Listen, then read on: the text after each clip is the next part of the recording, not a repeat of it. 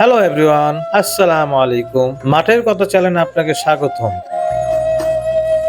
চলুন আজ একটু ভিন্নভাবে শুরু করি। ব্যস্ত শহরের কোলাহল ছেড়ে চলুন আজ একটু ফিরে যাই মাঠে, মাটির গন্ধে আর কৃষকের না বলা কথায়। আপনি দেখছেন মাঠের কথা, যেখানে কথা বলে মাটি আর গল্প করে আমাদের কৃষি। আজকের ভিডিওতে থাকছে ধান, চাষাবাদ, গ্রামের দৈনন্দিন সৌন্দর্য, নদী নালা, পশু পাখি, হাঁস মুরগি, গরু ছাগল। তাই ভিডিওটা শেষ পর্যন্ত দেখুন আর এমন বাস্তব কৃষি গল্প পেতে চ্যানেলটি সাবস্ক্রাইব করতে ভুলবেন না। চলুন তাহলে শুরু করা যাক আজকের নতুন পর্ব।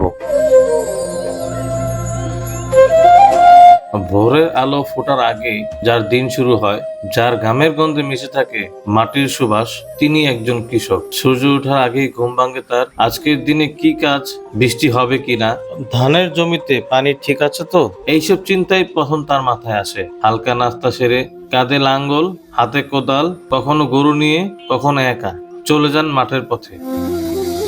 সবুজ ধান ক্ষেত, নীরব ভোর, পাখির ডাক আর হালকা বাতাস, এই পরিবেশেই তার কর্মস্থল। কখনো আগাছা পরিষ্কার, কখনো সেচের পানি দেখা, কখনো সার দেওয়া। প্রতিটি কাজই দরকার ধৈর্য আর অভিজ্ঞতা। রোদ বাড়ে, ঘাম ঝরে, কিন্তু কাজ থামে না। মাঝে একটু বিশ্রাম, গাছের ছায়ায় বসে ভাত, লবণ আর মরিচ, এই সামান্য খাবারই তিনি আবার শক্তি খুঁজে পান। বিকেলে আবার কাজ, কখনো গরু ছাগলের খোঁজ, কখনো খামারে হাঁস মুরগি দেখা। বৃষ্টি হলে দুশ্চিন্তা, বৃষ্টি না হলে আরো দুশ্চিন্তা, কারণ কৃষকের জীবন প্রকৃতির উপরে সবচেয়ে বেশি নির্ভরশীল। সূর্য ডুবার সাথে সাথে তিনি ফিরে আসেন ঘরে, ক্লান্ত শরীর, কিন্তু মনে একটাই আশা, এই সফল একদিন তার পরিবারকে হাসাবে।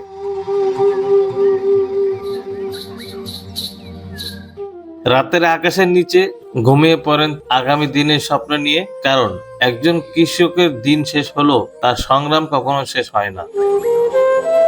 যার ঘাম ভিজে আমাদের খাবার, তাকে সম্মান করাই আমাদের দায়িত্ব।